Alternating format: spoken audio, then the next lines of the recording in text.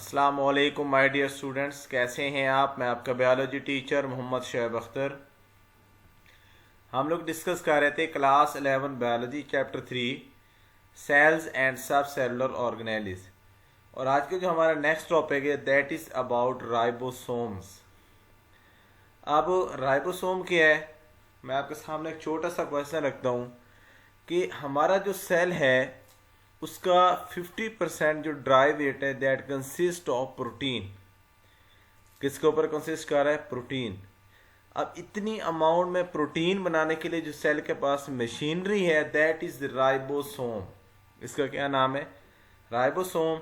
और ये membrane bounded नहीं होता। और इसके अक्रेंस की बात करें, present both in eukaryotic as well as prokaryotic cell. Further इसकी एक्सप्लेनेशन क्या है? Let's move to the next slide. अच्छा जी, सबसे पहले अगर हम डेफिनेशन की बात करें तो मैंने आपको पहले बता दिया कि राइबोसोम एक ऐसा ऑर्गेनेली है जिसके पास कोई मेम्ब्रेन नहीं, not bound by a membrane and much smaller than other organelles, दूसरों की निस्बत बहुत ज़्यादा छोटे हैं। ये इसकी डेफिनेशन है। कंपोजिशन की बात करें तो ये इक्वल अमाउंट में होगा राइबोसोमल आरएनए। आरएनए की 3 टाइप्स होती हैं, messenger RNA, transfer RNA and ribosomal. तो जो ribosomal RNA that is the part of ribosome and protein. अब यहाँ पे आपकी बुक के हिसाब से है कि 60% यहाँ पे राइबोसोमल आरएनए होगा और 40% प्रोटीन है। एमसीक्यूज के लिए इंतहाई इंपॉर्टेंट है। फर्दर अगर हम लोकेशन या अक्रेंस की बात करें तो यूकैरियोटिक सेल में ये आपको 2 जगह पे नजर आएगा, या तो रफ एंडोप्लाज्मिक रेटिकुलम यानी ईआर के साथ, या फिर some are scattered freely in cytoplasm. कहाँ पे मिलेंगे? साइटोप्लाज्म में। लेकिन अगर हम प्रोकैरियोटिक सेल की बात करें तो वहाँ पे आपको फ्रीली मिलेंगे इन साइटोप्लाज्म, क्योंकि वहाँ पे कोई ईआर नहीं होगा, कोई मेम्ब्रेन बाउंडेड ऑर्गेनेली नहीं होगा। तो वहाँ पे साइटोप्लाज्म में राइबोसोम, यूकैरियोट्स के सेल में ईआर के साथ या फिर साइटोप्लाज्म। जो ईआर के साथ होगा वो भी प्रोटीन बनाएगा, जो साइटोप्लाज्म के साथ होगा वो भी प्रोटीन बनाएगा। दोनों की प्रोटीन की जो डेस्टिनेशन है वो डिफरेंट है। जो साइटोप्लाज्म में फ्रीली होगा उसकी प्रोटीन सेल में यूज होगी, जो ईआर में होगा उसकी प्रोटीन सेल से बाहर डिफरेंट जगह पे ट्रांसपोर्ट की जाएगी। क्लियर है यहाँ तक? तो डेफिनेशन के बाद कंपोजिशन और फिर आपने अक्रेंस बतानी है। इसके बाद अगर हम नेक्स्ट स्लाइड पे जाएं तो हमारे पास नेक्स्ट है जी what is number of ribosome. कि राइबोसोम के एक सेल के अंदर कितना नंबर होगा। A typical cell contains several thousand ribosome, यानी इसका नंबर वेरी कर सकता है और कुछ के पास फ्यू मिलियन राइबोसोम। अब ये किस पे डिपेंड करेगा? डिपेंड्स अपॉन द अमाउंट, या आप कह सकते हैं अबेंडेंस ऑफ प्रोटीन। एक सेल को कितनी प्रोटीन चाहिए, नीड ऑफ प्रोटीन, इसके ऊपर ये डिपेंड करेगा नंबर ऑफ राइबोसोम। क्लियर है यहाँ पे? सिंथेसिस की बात करें तो प्रिपेयर्ड या सिंथेसाइज इन न्यूक्लियोलस। कहाँ पे तैयार होगा? न्यूक्लियोलस में। अब आपके सामने 2 एमसीक्यूज हैं। पहला जी which one of the following is the machinery of protein synthesis. तो ऑब्वियसली आपका आंसर होगा राइबोसोम। क्या होगा? राइबोसोम। सेकंड ये कि which one of the following is the machinery of ribosome synthesis. तो आंसर क्या होगा? न्यूक्लियोलस। कैसे बनेगा? अब ये थोड़ी सी उसकी एक्सप्लेनेशन है। सबसे पहले असेंबल्ड इन द न्यूक्लियोलस। कहाँ पे असेंबल होगा? न्यूक्लियोलस में। Ribosomal protein enter the nucleolus, यानी कि वहां पे क्योंकि बन रहा है तो राइबोसोमल प्रोटीन न्यूक्लियोलस में इंटर होंगे। कंबाइन विद राइबोसोमल आरएनए, उसके साथ कंबाइन करके 2 राइबोसोमल सब यूनिट्स बनेंगे, एक स्मॉल होगा एक लार्ज होगा। द राइबोसोम सब यूनिट लीव। अच्छा, जब ये बन जाएंगे न्यूक्लियोलस को लीव करेंगे, न्यूक्लियस को किसके पास आ जाएंगे? साइटोप्लाज्म। साइटोप्लाज्म में दोनों कंबाइन करेंगे। और आपकी बुक में नहीं, आपने एमसीक्यूज के हवाले से याद रखना है कि इन दोनों की जो आपस में कम्बिनेशन है, इनको दो ज्वाइन करवाना है। दैट इज यानी कि इनके अंदर जो चीज इन्वॉल्व है इट इज मैग्नीशियम आयन। तो कौन सी चीज होगी? Magnesium ion. मैं यहाँ पे मेंशन भी कर देता हूँ कि 2 राइबोसोमल जो सब यूनिट्स हैं उनको कौन सी चीज आपस में ज्वाइन करवा रहे, तो that is magnesium ion. Clear है यहाँ तक? ये मैग्नीशियम आयन है जो राइबोसोमल सब यूनिट्स को आपस में बाइंड करवाएंगे। यहाँ तक क्लियर है बच्चे?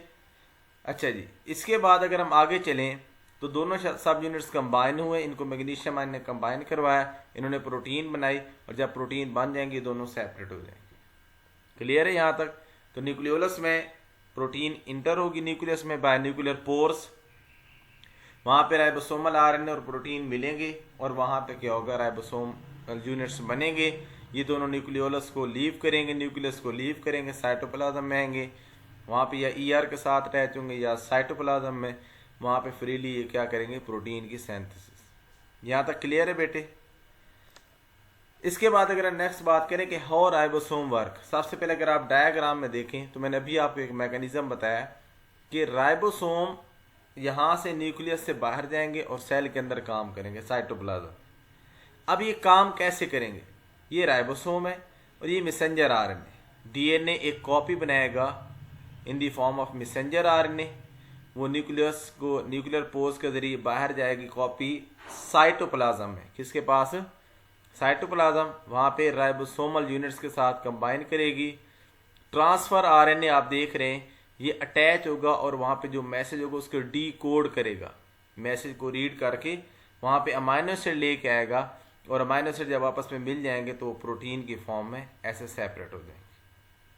क्लियर है? अब मैसेंजर आरएनए का बनना डीएनए से, it is known as transcription. नीचे मेंशन इसे क्या कहेंगे? ट्रांसक्रिप्शन। और मैसेंजर आरएनए राइबोसोम के साथ जब कंबाइन करेगा तो प्रोटीन बनेगी, this is known as translation. इसको क्या कहेंगे? ट्रांसलेशन। दोबारा सुन लें, मैं स्टेप्स दोबारा रिपीट कर देता हूँ। Formation of messenger RNA in nucleus, फिर वो क्या करेगा, leave the nucleus bye nuclear pores, messenger RNA join with ribosomes, ribosome के साथ ज्वाइन करेगा।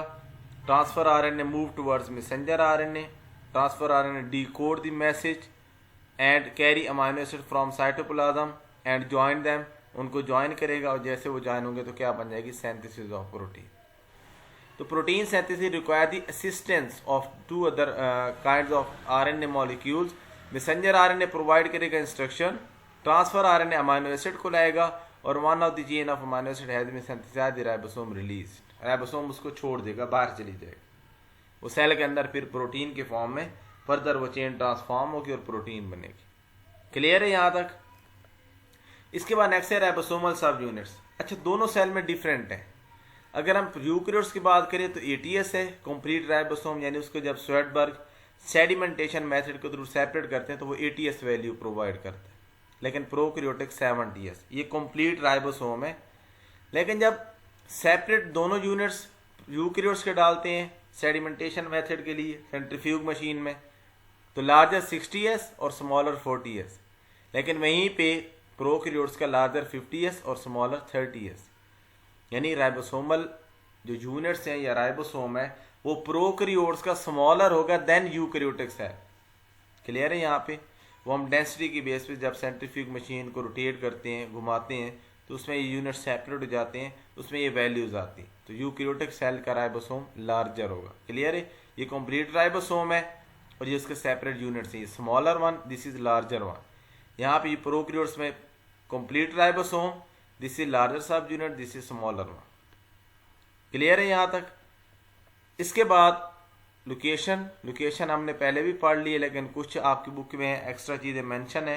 तो लोकेशन इसकी माइटोकॉन्ड्रियल क्लोरोप्लास्ट में भी आपको नजर आएगी। यानी आपको राइबोसोम ना सिर्फ यूकेरियोट के सेल के साइटोप्लाज्म में या ईआर के साथ नजर आएगा, बल्कि माइटोकॉन्ड्रियल क्लोरोप्लास्ट ऐसे दो ऑर्गेनेलिज है वहां पे मिलेगा और इनका साइज डिफरेंट होगा।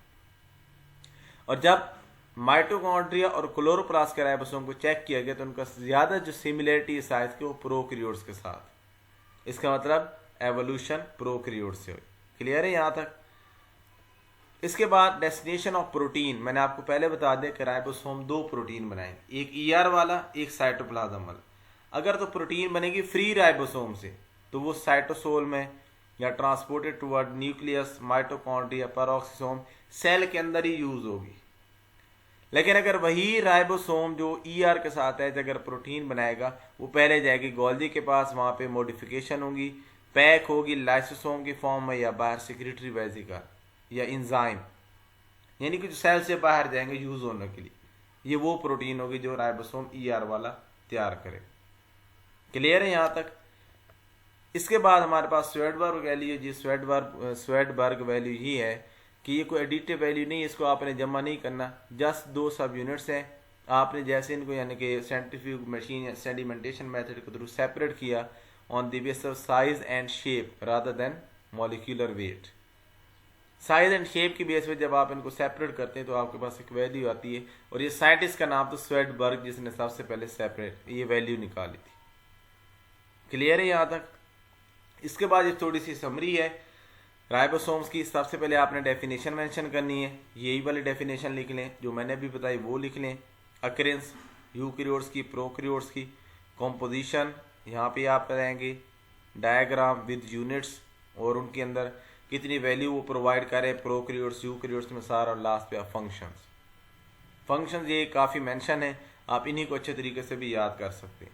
क्लियर है यहाँ तक? इतना इंपॉर्टेंट पॉइंट्स है बोर्ड के पॉइंट ऑफ व्यू के हवाले से, तो अच्छे तरीके से इसको याद करना। क्लियर है बेटे?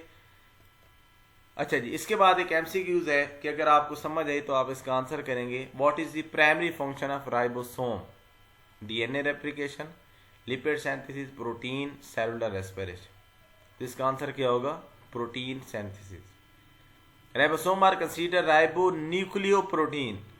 मैंने आपको शुरू में एक वर्ड बताया कि ribosome is compose of equal amount of ribosomal RNA and protein, इसलिए हम इसे कहते हैं राइबो न्यूक्लियोप्रोटीन पार्टिकल्स। यहाँ पे पहला ऑप्शन ही है आरएनए एंड प्रोटीन, इसी वजह से हम इसे कहते हैं राइबो न्यूक्लियोप्रोटीन। क्लियर है यहाँ तक? तो इंशाल्लाह नेक्स्ट लेक्चर में नेक्स्ट टॉपिक के साथ मुलाकात होगी।